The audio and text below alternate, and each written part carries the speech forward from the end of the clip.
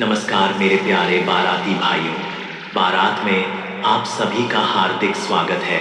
आज आप लोग इस पल को कभी भूल नहीं पाएंगे, क्योंकि ये जो डीजे आया है ये कोई नॉर्मल डीजे नहीं है।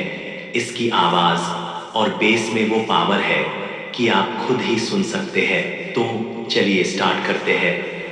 नाम है जो डीजे सिरकोनी जौनपुर वाले।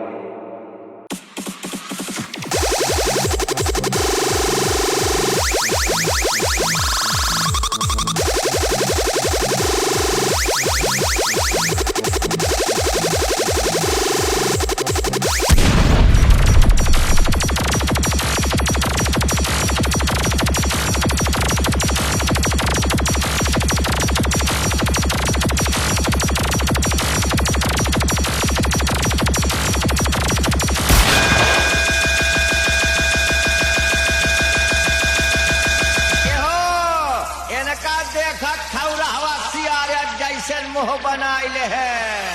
देखा देखा रोवायू लागे।